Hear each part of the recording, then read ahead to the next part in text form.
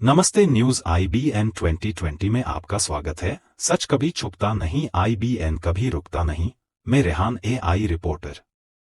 अखिल भारतीय अनुसूचित जाति जनजाति कर्मचारी कल्याण एसोसिएशन नई दिल्ली, अबाज का बहुजन बोधि समाज संघर्ष समिति, रमाबाई अंबेडकर महिला एसोसिएशन एवं all India doctor Ambedkar students association के नेतृत्व में आज दिनांक 21 दिसंबर 2025 दिन रविवार को नाना साहेब डॉक्टर भीमराव अंबेडकर के सपने 1938 से 1956 की वैचारिक इगारत Buddha Bodhisattva Ambedkar international centre BBAIC Sarnath Varanasi के नींव खुदाई एवं आधारशिला का कार्यक्रम संपन्न हुआ। नींव खुदाई एवं आधारशिला कार्यक्रम का प्रारंभ बुद्ध नमन, त्रिसरण, पंचशील एवं बुद्ध पूजा तथा वंदना के साथ पूज्य भंते गांगलिको महाथेरो थाईलैंड, पूज्य मंते गुरुगणो महाथेरा विहाराधिपति बाई बौद्ध विहार, गते सुमित्यानंद धेरा सचिव Mahabodhi society of India Sarnath, Bhante Chandima Thera अध्यक्ष धगमा लर्निंग सेंटर, मंते धम्प्रिय थेरो विहाराधिपति महानिहार समिति, दामोदरपुर सारनाथ, भंते अशोक मित्र एवं भंते धम्म प्रकाश सम्राट अशोक विहार सारनाथ तथा पूज्य निक्खू संघ द्वारा विधिवत किया गया। उत्तर प्रदेश विशेष संवाददाता बनारस से माजिद अख्तर की खास रिपोर्ट। मैं डॉक्टर प्रमोद कुमार गौतम, अखिल भारतीय अनुसूचित जाति जनजाति कर्मचारी कल्याण एसोसिएशन का राष्ट्रीय उपाध्यक्ष हूँ। डॉक्टर साहब, क्या संदेश होगा समाज के लिए जो बाबा साहब का सपना पूरा हो रहा है? बाबा साहब डॉक्टर अंबेडकर के जन्मदिन हो या उनका परिनिर्वाण दिवस हो, जितने भी पूरे देश में पूरी दुनिया में उनके फॉलोवर हैं, सभी लोग एक नारा लगाते हैं कि बाबा तेरा मिशन अधूरा, हम सब मिलकर करेंगे पूरा। तो आज ये जो आधारशिला स्थापना का जो समारोह है, आप सभी लोगों ने कवर किया, इसके माध्यम से उस सपने को पूरा करने की शुरुआत हो गई है और जल्द ही ये इमारत जो है अपनी भव्यता को प्राप्त करेगी। और आप देखेंगे कि यहाँ से इस सारनाथ जो तथागत बुद्ध की प्रथम उपदेश स्थली है, यहाँ से जो है संदेश जाएगा और पूरा भारत के सभी लोग समृद्धशाली होंगे और वो हर सपना बाबा साहब का पूरा किया जाएगा इस सेंटर से, जिसको उन्होंने अपने जीवन। लगभग कितनी लागत आ रही है इस सेंटर को बनाने में? देखिए, इस जमीन को खरीदारी में 2 करोड़ 14 लाख के आसपास पैसा खर्च हुआ है अभी तक। और सब ये एवाजका, BBS 3 और AI नासा जो जितने भी हमारे संगठन हैं उसके पदाधिकारियों द्वारा डोनेट की गई धनराशि है, किसी धन्ना सेठ से नहीं ली गई है। सभी लोगों ने अपने खून पसीने की धनराशि से इस जमीन को खरीदा है और सभी कार्यकर्ता पदाधिकारी अपने खून पसीने के पैसे से ही इस इमारत को खड़ा करेंगे। लगभग 10 करोड़ की अनुमानित लागत है इसकी। सर, ये पहला सेंटर है अभी ये, और आगे भी क्या और सेंटर बनने के? बिल्कुल हम लोगों का ये सपना है कि बाबा साहब खुद चाहते थे कि इस पूरे भारत में हर गांव में, हर गली में तथागत बुद्ध और महापुरुषों से संबंधित वैचारिक सेंटर हो। हर गांव में बुद्ध विहार हो, हर गांव में जहां जहां उनके महापुरुषों कदम पड़े हैं वहां इस तरीके की स्मृतियां हों। और इस सेंटर के निर्माण के बाद हम लोगों का अभियान एक चलेगा जो पूरे भारत में तथागत बुद्ध और बाबा साहब का छोटे बड़े स्थल जरूर सब सेंटर ये जो है मुख्य है कि सदा के लिए कि हम जीवित तो नहीं रहने वाले हैं, लेकिन इस समाज को सही दिशा मिले, सही मार्गदर्शन मिले, इसलिए एक वैचारिक सेंटर का निर्माण हो सके। और उनकी एक विशेष और चाहत थी जो स्पेशली मैं आप लोगों को फोकस करूँगा पूरा मीडिया के माध्यम से। बाबा साहब चाहते थे कि हमारे मरने के बाद इस समाज को जो दबाया समाज है, कुचला समाज है, इसको कोई मात न दे सके, इसलिए वैचारिक सेंटर का निर्माण होना चाहिए। और आज आप सबके इस चैनल के माध्यम से मैं पूरे देश दुनिया को यह बताना चाहूँगा कि बुद्धा बोधिसत्व अंबेडकर इंटरनेशनल जो बाबा साहब की चाहत थी उसकी आधारशिला रखी गई है। और आधारशिला जो रखी गई है, इसके पहले इस ज़मीन को क्रय 2 करोड़ 14 लाख में खरीदा गया। इसका नक्शा पास वाराणसी डेवलपमेंट अथॉरिटी से हुआ, फिर इसका प्रशासनिक ब्लॉक का निर्माण हुआ।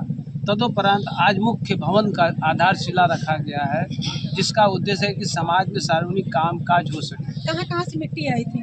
मिट्टी आपके मैं बताऊं कि मिट्टी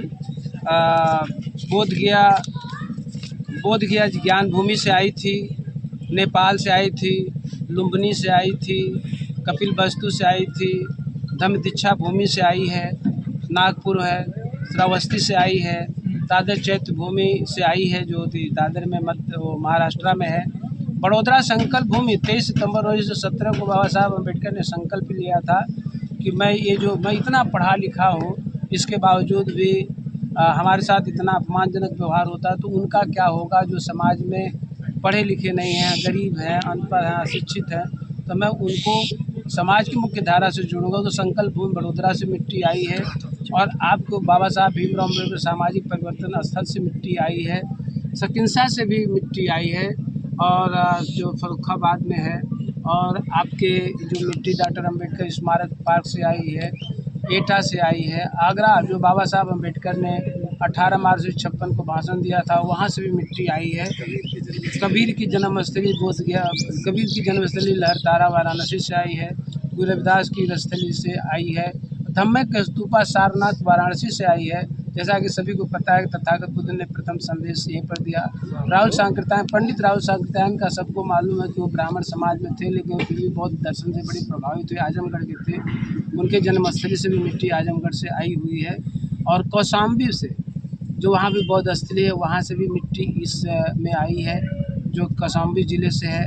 और आराजी खेड़ा जहानाबाद से भी आई है कि वहाँ से धरौद एक स्थान है वहाँ से भी आई है, और नालंदा, राजगीर, ये सब जगह से मिट्टी आई है। मतलब जितने भी बौद्ध स्थल हैं, बाबा साहब अम्बेडकर से संबंधित स्थल हैं, सभी स्थलों से मिट्टी आई है, जिसका विधिवत पूजा भंते गुरुधम्म। वेश प्रताप सिंह दिनकर, राष्ट्रीय संयुक्त सचिव, भारतीय अनुसूचित जनजाति कर्मचारी कल्याण। आज आधारशिला रखी गई है, क्या कहेंगे इसको लेकर के? आज का दिन ऐतिहासिक दिन है, ऐतिहासिक पल है। हम लोग जो है जुटे हैं, पूरे देश के लोग, और कल लगभग 20-25 जगह से यहाँ जो बाबा साहब और बाबा तथागत गौतम बुद्ध की जो यहाँ चरण पड़ रहे थे, वहाँ से मिट्टी को यहाँ लाया गया है, वहाँ आज रोपित किया गया है, बुद्ध ट्री को रोपित किया गया है। आज के इस ऐतिहासिक पल पर मैं यही पूरे देश दुनिया को आपके चैनल के माध्यम से ये संदेश देना चाहता हूँ आवाज़ की तरफ से कि आज से हम लोग एक नए युग में शुरुआत करने जा रहे हैं। बाबा साहब के सपने को, जो उन्होंने सपना देखा था, उसको साकार करने के साथ साथ हम एक नए मतलब जो है जीवन में हम लोग जीवन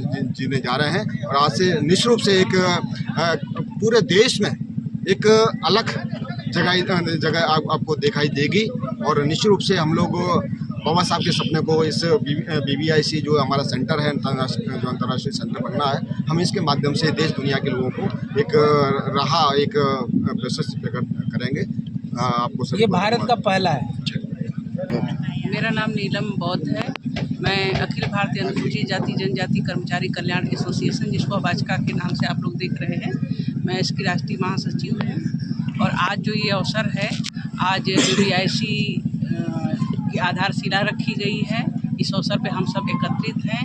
हम इस अवसर पे बहुत सारी जगहों से लोग आए हुए हैं, विभिन्न बौद्ध स्थलों से, अम्बेडकर स्मारक जगहों से मिट्टी लेकर के, और आज BBIC की आधारशिला रखी गई है, जो कि बाबा साहब का अधूरा सपना एक रह गया था। हालांकि बाबा साहब ने जो भी विचार किया, जो भी सपने देखे, उन्होंने अपने जीवन काल में ही पूरा किया। उन्होंने एक संवैधानिक जो संविधान लिखा हमारे लिए, और उन्होंने जो कुछ भी सोचा उन्होंने अपने जीवन काल में किया। लेकिन एक सपना जो उनका अधूरा रह गया था, एक वैचारिक सेंटर निर्माण करने का, बाबा साहब वो अधूरा सपना, उस अधूरे सपने को पूरा करने के लिए आज BBIC सेंटर की आधारशिला रखी गई है। इतना समय क्यों लग गया 70 साल इस सपने को पूरा करने में? सपने को पूरा करने का समय, एक तो समाज हमारा जागरूक नहीं है, और समाज में बाबा साहब के जो साहित्य हैं, जो विचार हैं, वो सही ढंग से प्रचारित नहीं किए गए, प्रसारित नहीं किए गए। तो धीरे धीरे समाज, जो कि अभी मात्र 70 सालों से ही स्वतंत्र हुआ है, मानसिक रूप से स्वतंत्र हुआ है और संवैधानिक अधिकारों से लैस हुआ है, तो धीरे धीरे इस समाज को जागरूक। सबसे पहले आप सभी का धन्यवाद, मीडिया के साथियों का, और आपके चैनल पे के दर्शकों को मेरा बहुत बहुत धाइजय भी। और मेरा नाम अशोक कुमार प्रबुद्ध है, और मैं अखिल भारतीय अनुसूचित जाति जनजाति कर्मचारी कल्याण एसोसिएशन का राष्ट्रीय उपाध्यक्ष हूँ, और प्रदेश उत्तर प्रदेश का मैं अध्यक्ष हूँ। और ये जो अभी आपने बुद्धा बोधिसत्व अम्बेडकर इंटरनेशनल सेंटर, बाबा साहब अम्बेडकर के सपने की जो इमारत की बात कर रहे हैं, उसका मैं निर्माण समिति का अध्यक्ष हूँ। मेरा परिचय है। क्या कहेंगे सर, इस आधारशिला रखी गई है, क्या संदेश होगा आपका? सबसे पहले तो मैं आप लोगों को ये बताना चाहूँगा कि बाबा साहब अम्बेडकर ने 1938 से लेकर 1956 तक जो सपना देखा था कि जो समाज में वंचित लोग हैं वो लोग समाज की मुख्य धारा में कैसे आएँ और उनका सर्वांगीण विकास कैसे किया जाए, शिक्षा के क्षेत्र में, राजनीति के क्षेत्र में, आर्थिक रूप से कैसे मजबूत हों और तमाम चीज़ों में सामाजिक रूप से कैसे वो मजबूत हों। इसके लिए बाबा साहब अम्बेडकर चाहते थे कि अपने समाज के पास अपनी एक प्रशिक्षण हाल होना चाहिए, अपनी एक इमारत होनी चाहिए जहाँ से वो बैठ करके अपने समाज की उन्नति और इसी तरह देश की उन्नति के बारे में कैसे काम कर सकें। इसलिए बाबा साहब सोचते थे कि अपनी इमारत होनी चाहिए। उस इमारत को बनाने के लिए हम लोगों ने आज ये आधारशिला रखा है और बाबा साहब अम्बेडकर के सपने को पूरा करेंगे हम लोग और देश को उन्नति के रास्ते में ले जाने का ये प्रयास है हम लोगों का, ये हम लोग करने वाले हैं। बहुत बहुत धन्यवाद।